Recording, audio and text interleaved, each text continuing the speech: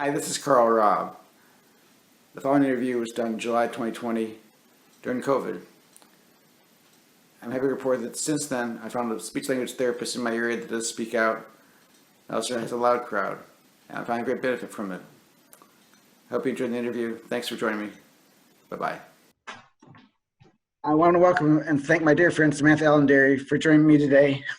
Samantha is a speech therapist and the founder and CEO of the Parkinson Voice Project in Dallas. Thank you, Sam. Thank you, Samantha, for being here. Thank you so much for inviting me. It's a pleasure. For full disclosure, I am on the board of Parkinson Voice Project and have been for many years. We're so happy that you and Angela are on the board. Thank you. We are too. When I first met you, in 2004, you were just starting Parkinson Voice Project in your kitchen. We've gotten a little bit older, haven't we, Karl? Haven't we? Yes, we have all of this. How is it that you brought such an idea to be such a success? That's maybe. I used to tell my husband when I was first working on this, I said, we're planting seeds and one day they're going to grow. And I think maybe we're here now, this many years later. We officially started Parkinson Voice Project December 13th, 2005. So we're celebrating our 15th anniversary this year. It's hard to believe. I remember meeting you for the first time and being in my kitchen. So that was, yeah, I'm feeling old. Me too.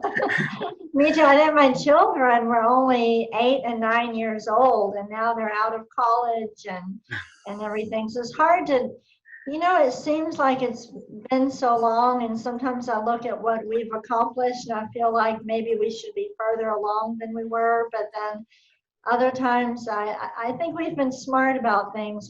Our growth has been very steady, and I think it's good. Well, we were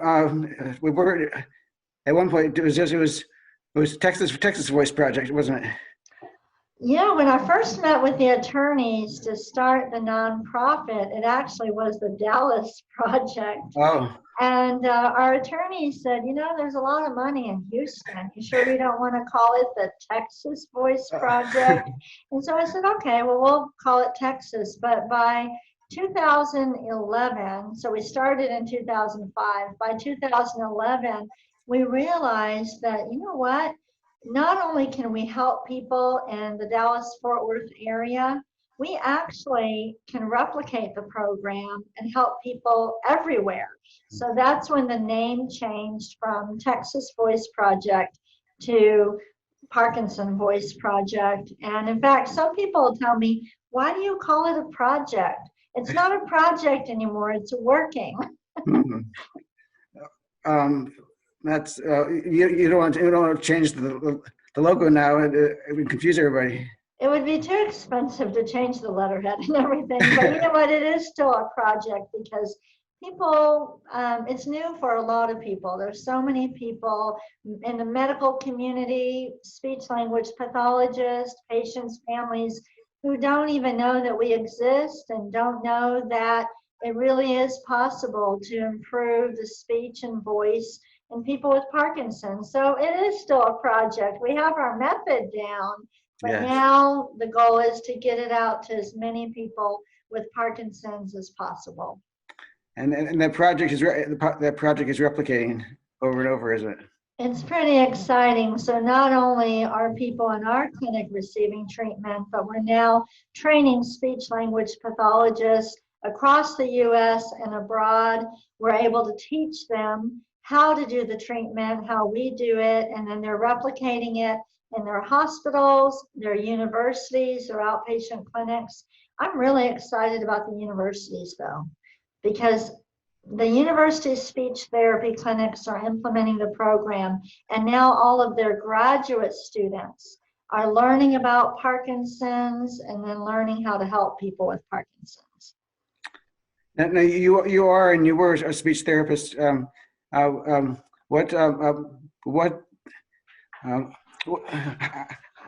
tell me the transformation from being a speech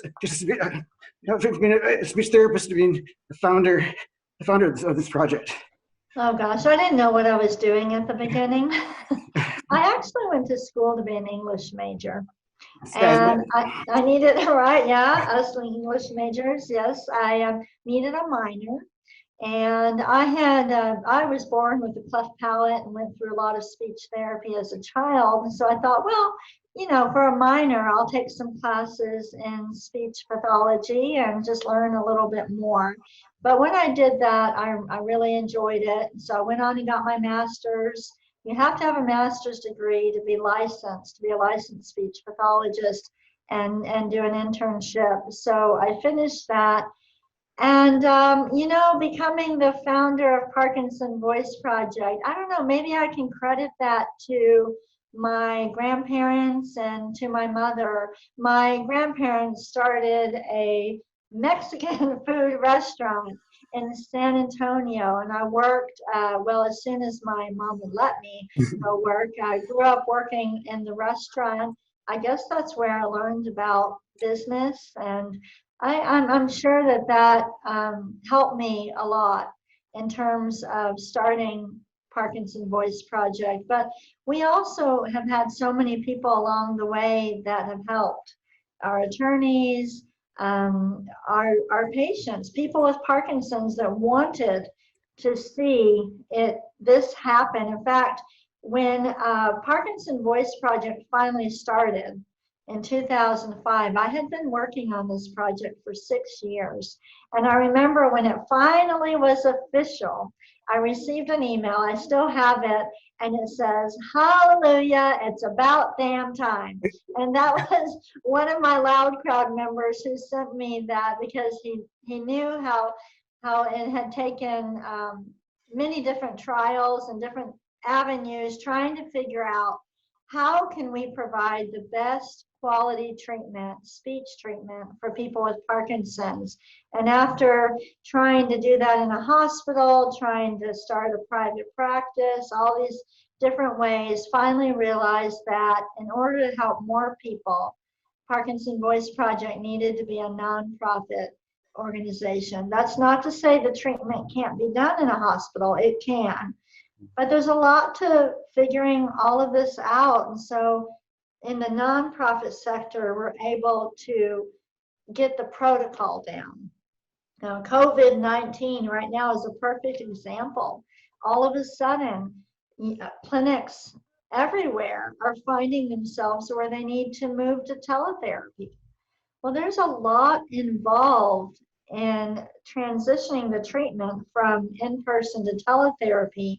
And Parkinson Voice Project is now actually, we're doing trainings for other speech pathologists as to how to conduct the treatment through teletherapy.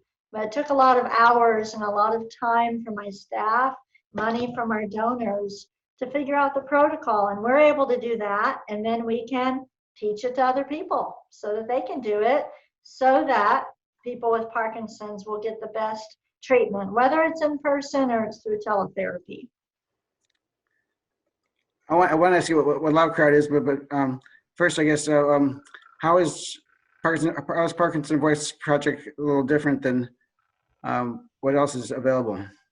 Yeah, so our program has actually 2 parts, and I guess you could say it's 3 parts. It involves education, then individual speech therapy, which our program is called Speak Out, and then ongoing maintenance of the voice, ongoing maintenance of the improvements that somebody makes in Speak Out, and that is the Loud Crowd, which is group therapy. So education, individual therapy, and group therapy.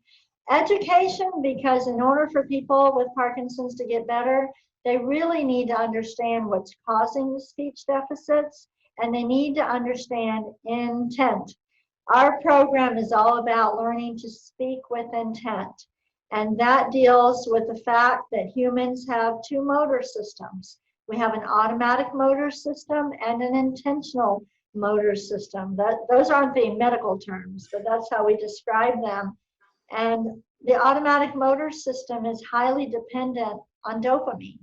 And so that's why, and since speech is automatic normally, that's why people with Parkinson's have trouble. So we need to educate the patients and the families and let them know why they're struggling with their speech, but also let them know that they have this backup motor system, the intentional motor system, that is not as dependent on dopamine, and it actually works. So we want people to feel empowered. We want them to ignore those words they read on the internet that says progressive, degenerative, incurable, and we want them to know that they actually can work on their speech and make it better. But we have to transition it from automatic to intentional. So that's the education piece. Then individual speech therapy to learn the exercises and to learn how to speak with intent. And then, because Parkinson's is progressive, if we stop at the individual treatment, then it was very difficult for people to keep up with the exercises. They have to do them for the rest of their life. So the loud crowd is about holding people accountable. We call it the loud crowd because we're fun. Okay, so the loud crowd is fun. There's a lot of camaraderie. There's a lot of support there, but it's all focused on being proactive and learning to speak and live with intent. You also provide materials as well. Is that unique? And it's very unique. Yeah. So one of the issues we realized when we were developing our program is that, one, speech-language pathologists working in hospitals especially are under very strict productivity standards, which means that they don't have a lot of time during their day to develop the therapy materials. And it's a real problem for a lot of speech pathologists. They would often spend a lot of time on the weekends or in the evenings trying to develop these materials for the patients. So what we did, we developed the materials that speech pathologists need to conduct speak out so that they don't have to do that.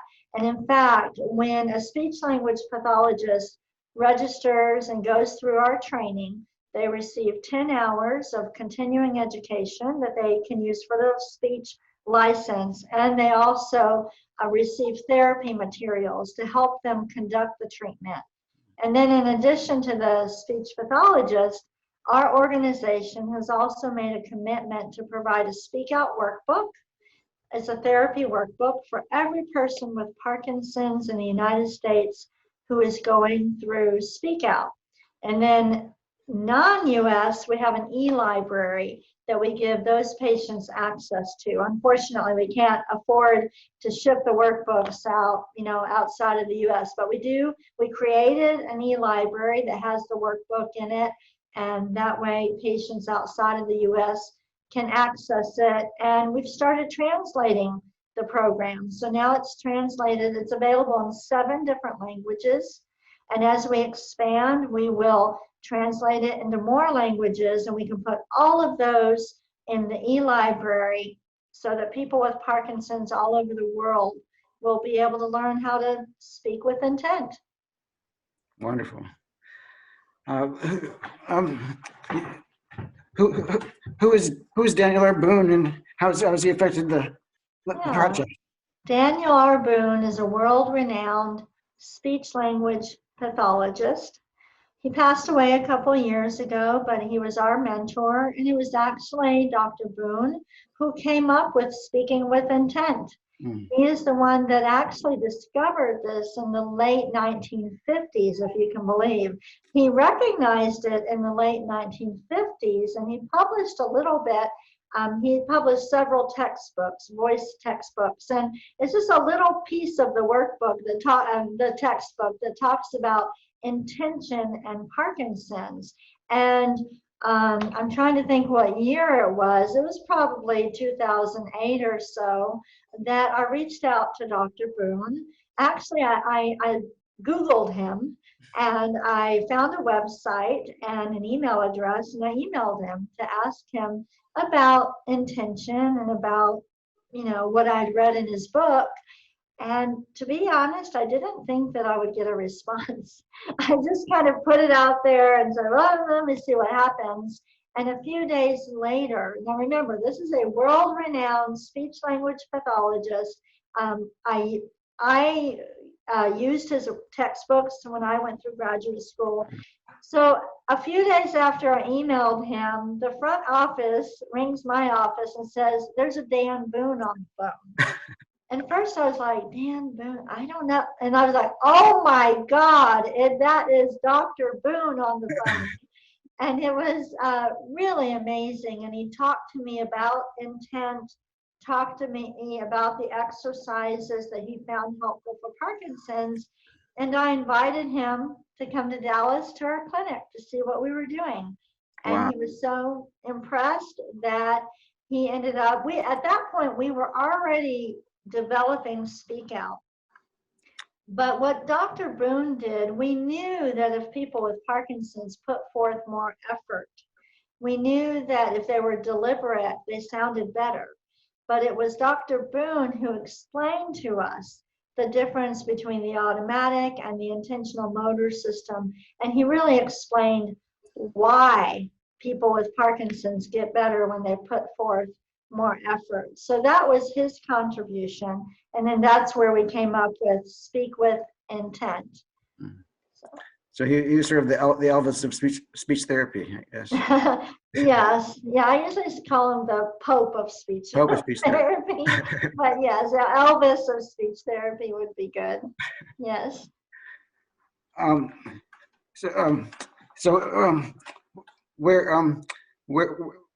do you see? Let's talk about the Pay It Forward program, project, Pay It Forward system. How does that work?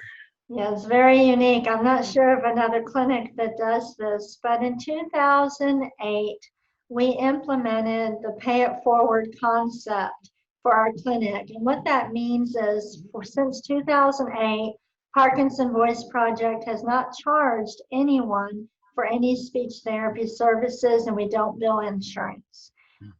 Every patient who comes to our clinic receives the treatment that they need, and then at the end of the treatment, they're given an opportunity to pay it forward, to make a donation to help the next person go through treatment. Now, well, by doing this, by using this funding model, we have never had to deny any person treatment. We don't have to worry about co-payments. Our clinic is very efficient. We actually save money. We don't have to have a Medicare billing specialist. We don't have to collect insurance information or verify insurance or have a collection agency if somebody doesn't pay their part. Now, as we replicate though, as we train other speech pathologists, they are billing insurance and Medicare. And so the treatment is covered. But in our clinic, and again, because we are developing the protocols and we spend a lot of time that is non-treatment time, we don't bill insurance. So anybody in Texas can receive treatment at our clinic. Well, actually, anybody could travel to our clinic and receive treatment. But the problem with that, the challenge with it is, because Parkinson's is progressive, everybody will need to have that maintenance piece. So rather than have people travel to Dallas and get treated at our clinic, I really encourage them, maybe you want to make a donation to your local Parkinson's group and get a speech pathologist trained and speak out in the loud crowd rather than spending that money to come to Dallas, because I want people, they need both parts. They need the individual treatment and the maintenance part. For the person maybe without a speech therapist right now and who's struggling with their voice, who doesn't, like I said, doesn't have access to speech therapists, that's probably the best way for them to go, is to find someone in the state, or if they're statewide, that's okay. Yeah. So in 2017, Parkinson Voice Project developed our online training course. It used to be all training was done in-house in our clinic. Now it's all done online. So, I mean, anybody can, any speech pathologist can, they have access, as long as they have internet access, they can take the course and learn how to conduct speak out and the loud crowd, and we will provide the therapy materials for them. So it's much easier. People don't have to travel to our clinic. I'd love to treat everybody, but I can't do that. So find a speech pathologist in your area and encourage them to take the course. And we also provide other continuing education. So for example, this evening, we're conducting a 2-hour workshop for speech pathologists that we've already trained on how to conduct treatment through teletherapy. Oh. So we not only do we provide the online training, we keep updating and upgrading as we learn more and we get better at what we do, and we share all of that information for the therapists that we've already trained. How would someone find the nearest speak out practitioner for them? Yeah, on our website is parkinsonvoiceproject.org. And we have a tab at the top. It says for patients and families. When you click on that, then you can find a speak out provider in your area. And then if there's not a provider in your area, then I think the fastest way maybe is to contact your local university or hospital, or through your local Parkinson support group. Talk to them about getting somebody trained in the area. It really isn't that expensive. The course right now is under $400 for the 10-hour online course, along with the therapy supplies for the therapist, along with workbooks for every patient going through the treatment. So it's a good price, I think. It's reasonable. Now, I see you every morning at 11 o'clock my time, 10 o'clock your time. How do you get the energy to do speech exercises every morning at 10 o'clock your time? So you're talking about our Facebook Live Speak Out Home Practice sessions. So as soon as COVID, as soon as we realized we had to shut down our clinic and we weren't going to be able to have our loud crowd groups. And just to let you know, normally before COVID, Parkinson Voice Project had over 170 patients coming into our clinic every week for group. So we conducted 14 loud crowd groups every week before COVID. And then when COVID hit, we had to figure out a way to help people keep up with their speech exercises. And so we had the idea to start offering Facebook Live practice sessions. So I do that 6 days a week, Monday through Friday at 10 a.m. Central Time, or Tuesday at 6 p.m. And they're fun. I enjoy doing them. They're my favorite part of the day, actually. And we have over 100 people practicing live with me, which is good. Everybody's keeping up with their home practice. And then if they can't do that one, all of the recordings are on Facebook, or they're also on our website at parkinsonvoiceproject.org. So there's lots of ways. So I'll tell you a secret. It won't be a secret after this. But what my plan is, on our website, we're putting together home practice videos of speech-language pathologists from all over the world. Wow. So you'll be able to do your exercises with Louise from Australia. Wouldn't that be fun? Yeah. Karl? Yeah. It would be fun. Yeah, could I do them in Spanish too? Well, we're going to get the therapists in all the different languages that we offer to do them. Oh, that's so cool. You say, today I feel like doing my exercises in Spanish, or I want to do my exercises in Italian today. That'd be neat. And all with different therapists. So it's really fun. And that's the neat part about training speech pathologists from everywhere. You have some real superstars out there, and we're going to have the practice videos available. Well, I still enjoyed it. I enjoyed seeing you every morning. So, I try to mix it up. I try to do something different every day so it doesn't get too boring. well, I for one, I've not gone through the full project, but I do the exercises, and I'm finding great benefit from doing the 30 minutes every morning with you. So thank you for. Good. I like how you're speaking with intent. I'm trying to speak. I'm trying to not speak in it. I'm trying not to speak in intent, but in With intent, not in a not in tent. intent. Yes. Yours is a perfect example. So you know about Parkinson Voice Project, you're on the board, and you've struggled to find someone locally trained. So there's still a lot of work we need to do. And something that we're proud of is that our first research study has been published in a reputable medical journal. And we conducted a research study of 40 subjects going through Speak Out. And so that research study has been published. We've known for the past 10 years that the results are valid, that it's making a difference in people's lives, but now it's official.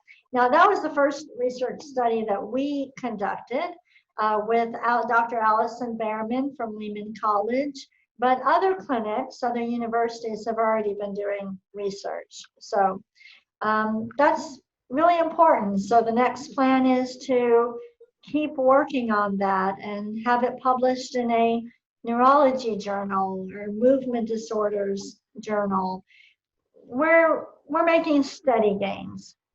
Steady gains. Definitely. Well,